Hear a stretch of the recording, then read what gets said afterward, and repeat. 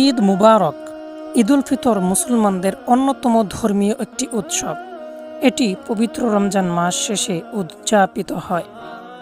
বন্ধুরা আমার, ঈদুল ফিতরের মূল তাৎপর্য, এক মাস রোজা রাখার পর এই দিনটি আনন্দ, কৃতজ্ঞতা ও আত্মশুদ্ধির প্রতীক। আল্লাহর প্রতি শুকরিয়া আদায় করা এবং গরিব দুঃখীদের সাথে আনন্দ ভাগাভাগি করাই এই দিনটির মূল উদ্দেশ্য। ঈদের দিনের গুরুত্বপূর্ণ আমল: 1 নাম্বার, সকালবেলা গোসল করে পরিষ্কার পোশাক পরা। 2 নাম্বার, ঈদের নামাজ আদায় করা। 3 নাম্বার, নামাজের আগে সদকাতুল ফিতির আদায় করা। 4 নাম্বার, আত্মীয় স্বজন প্রতিবেশীদের সাথে দেখাশোনা করা। 5 নাম্বার, একে অপরকে ঈদ মুবারক বলা। বন্ধুরা আমার, সামাজিক গুরুত্ব: ঈদুল ফিতর মানুষের মাঝে ভ্রাতৃত্ব, ভালোবাসা ও সহানুভূতির বন্ধন দৃঢ় করে।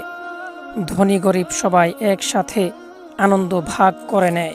এই দিনের বিশেষ খাবার যেমন সেমাই, পিঠা ও পোলাও মাংস ইত্যাদি রান্না করা হয় এবং সবাই মিলে আনন্দ করে খাওয়া দাওয়া করা হয়।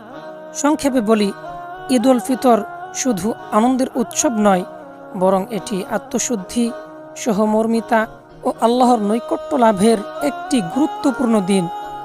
তাই বলি, তাকাব্বালুল্লাহু মিন্না ওয়া মিনকুম। ধন্যবাদ সবাইকে। ঈদ মুবারক।